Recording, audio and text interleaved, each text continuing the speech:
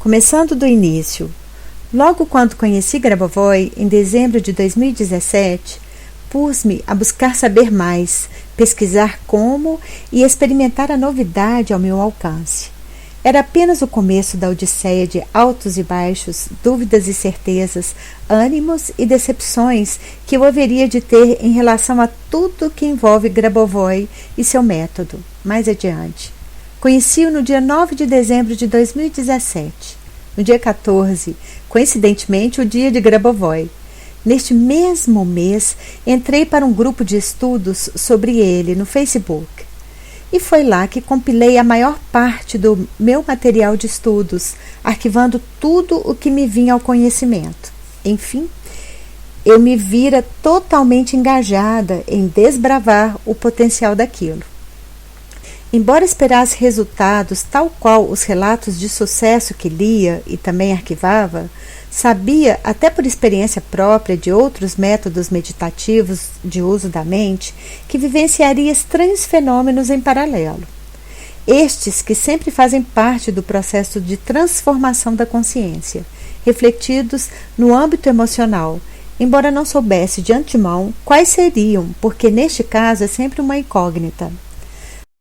Na noite de 23, madrugada de 24, daquele mesmo mês de dezembro de 2017, tive um sonho impressionante, desses que mexem demais com o emocional e fazem acordar com o coração acelerado por parecer muito real. Já não me recordo de detalhes, mas o principal naquele sonho é que eu entrei em conflito com a fulaninha, odeio dizer irmã, tão pouco cito seu nome. E no embate corporal peguei um punhal imenso quando ela me disse, enquanto expunha o próprio tórax: "Vá em frente." Meti-lhe o punhal no peito, enterrando a lâmina até o cabo. Matei-a com a sede de vingança e imenso prazer em fazê-lo. No sonho, eu estava em outra cidade. Em seguida, me vi dentro de um ônibus intermunicipal e já na estrada a caminho da cidade onde moro, com destino à minha casa. No trajeto, telefonei para o meu marido contando o que tinha acabado de fazer e pedindo para acionar o nosso advogado.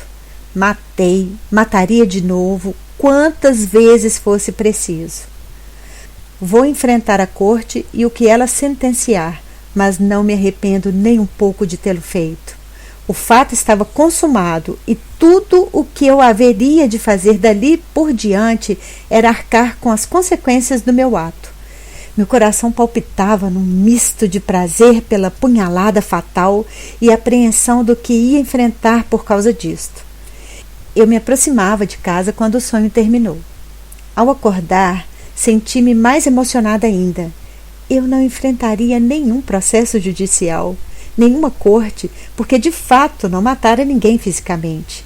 Porém, senti um prazer inenarrável ao perceber que eu havia matado aquela maldita dentro de mim, ao menos num nível latente. Senti que dali por diante eu não mais seria a mesma, e sim alguém melhor em todos os aspectos, alguém de alma lavada. Havia encerrado um ciclo.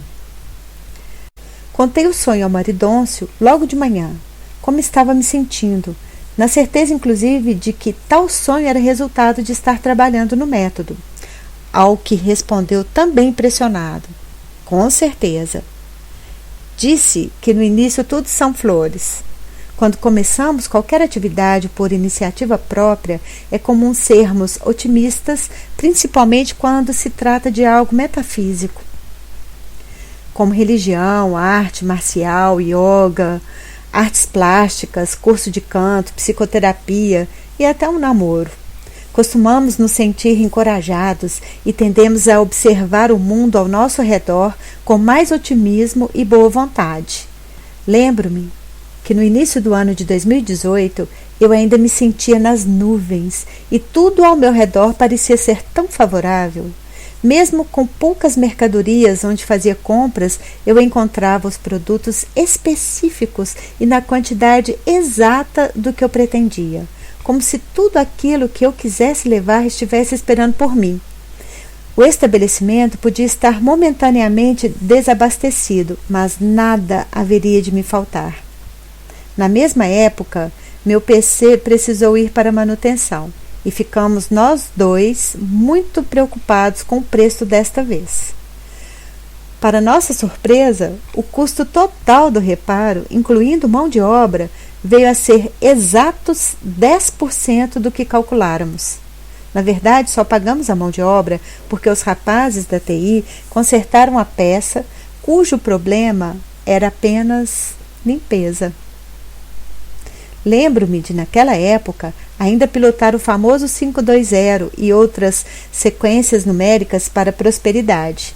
Encontrar o que pretendo levar em meio a uma aparente escassez em algum lugar e ter a sorte de pagar somente 10% do que eu supunha não deixa de ser um ganho de dinheiro e prosperidade. Só que eu esperei muito do método. Como típica incauta iniciante neste, supus que pilotando eu ganharia um prêmio de loteria. E por mais racional que tentasse ser, dizendo a mim mesma que, se isso fosse possível, todos estariam milionários por esses meios, ao mesmo tempo, emocionalmente, nutria a esperança. Se antes de conhecer o método eu sonhava com este prêmio, imagina agora fazendo uso dele.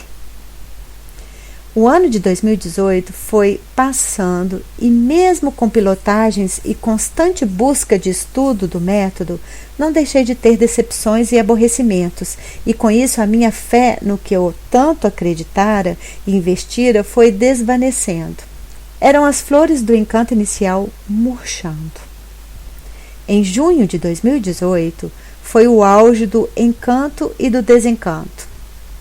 No período desses 30 dias, fui de maravilhada e até crente em Grabovoi como Cristo ao corte de relações com Raquel devido à ideologia política, a expulsão do grupo de estudos que fazia parte, a investigação que fiz mais sobre a vida de Grabovoi nos artigos em russo que fucei na internet, e a conclusão de que nada daquilo era real.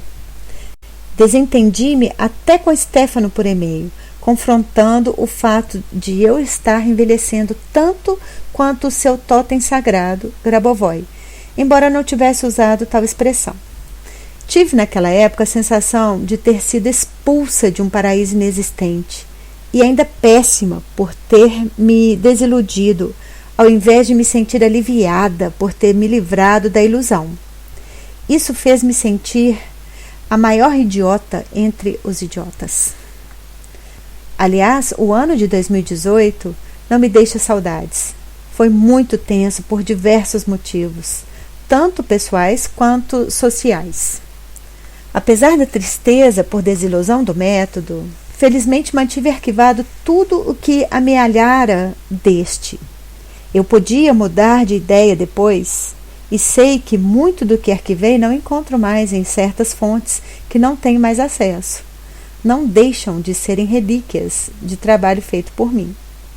Em 14 de novembro de 2018, aniversário de 55 anos do Guigui, resolvi fazer as pazes com ele.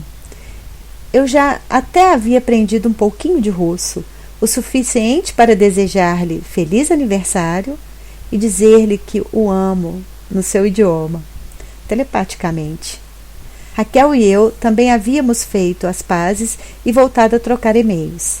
Ainda ressabiada, fui retornando aos poucos à prática do método. Afinal, apesar das incongruências, há pessoas bem-sucedidas. E pelo que contei até aqui, de minha experiência, eu também fui. Deve haver um fundo de verdade nisso, ao final das contas, numa interpretação mais adulta e realista. É bem verdade que, mesmo retornando os exercícios, não houve mais o afã e a dedicação da primeira vez. As experiências negativas, reais e físicas, reverberavam em mim mais do que as positivas, deixando essas últimas na lembrança e consideração muito tênues. Contudo, não conseguia me desvencilhar do método. Eu ainda usava e uso como forma de orações, na rua, em casa, em quaisquer situações conflitantes, aquelas que nos fazem buscar Deus. Ainda no primeiro trimestre de 2019, a caixa de marcha de um dos nossos já muito usados carros parou de funcionar. Ficamos sem marcha. Qual foi a sorte? Isto aconteceu bem próximo ao nosso mecânico de confiança. O próprio, inclusive, foi quem veio ao nosso socorro, deu um jeito no local e ele próprio conseguiu levá-lo à oficina. Não precisamos sequer ter acionado o seguro e o guincho. Já que tinha que acontecer, tivemos muita sorte. Aliás, este mesmo carro, semanas depois, enguiçou novamente devido ao desgaste de outra peça. Novamente tivemos sorte. Isso aconteceu dentro do nosso terreno e não estava chovendo. Já para o meio de 2019, no mesmo mês de junho, vinha a ter problemas com a mesma pessoa, Stefano. Claro, tudo em um nível velado, mesmo porque não tenho conhecimento de italiano para travar discussões. Tampouco as desejo. Cogitei de ter a chamada depressão sazonal, algo que até então sequer suspeitara sofrer. E assim veio outra vez o desencorajamento em praticar o método. Foi quase como vivenciar tudo de novo, porém de modo mais suave, mas não menos desanimador. Com isso, também perdi a vontade de fazer aquele curso dos 22 PRK-1U em Belgrado. Nossa, como sonhei com aquela viagem e com aquele curso! Às vezes tinha a sensação de estar me lembrando de algo já ocorrido, ao invés de projeção futura. Ao final de julho, também em 2019, houve um programa de rádio italiano com a participação de palestrantes famosos do método, e deles ouvi uma sequência numérica que dias atrás me surpreendi ao saber que aquela não era de Grabovoi. A propósito, levei a questão à mesma pessoa que nos deu tal notícia em seu grupo de estudos, indicando-lhe, inclusive, não apenas o link, mas o tempo de transmissão em que citam tais números como sendo para abundância financeira. Meu comentário, até então aguardando moderação para ser publicado, não consta mais no grupo. Fora deletado sem maiores explicações por parte da dona. Independente de confirmação se a sequência numérica para abundância financeira era ou não de Grabovoi, para mim é e continua sendo. Resolvi voltar a usá-la. E para minha surpresa, numa das últimas compras semanais no lugar de sempre, eis que encontramos garrafas de vinho tinto chileno, cuja safra fora premiada com medalha de ouro ao preço de suco de uva brasileiro. Certamente equívoco do preço, nada incomum naquele mercado onde encontramos outras pechinchas. Trouxemos todas as 18 garrafas que estavam na gôndola e o preço registrado no caixa era aquele mesmo.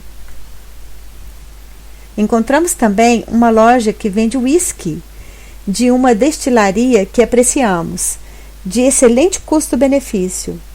Voltamos a tomar uísque. Numa compra em liquidação de camisa social, o maridôncio achou uma nota de R$50 no bolso desta. Coincidência? No mesmo dia, encontrou, enquanto atravessava uma rua, um bilhete da Mega Sena de aposta já feita. Conferiu os números e fez igual a aposta. Não ganhamos. Que pena. Esses foram os pequenos milagres ocorridos desde que conheci e passei a praticar o método Grabovoi, e talvez outros ainda menores que tenham me escapado à percepção ou memória.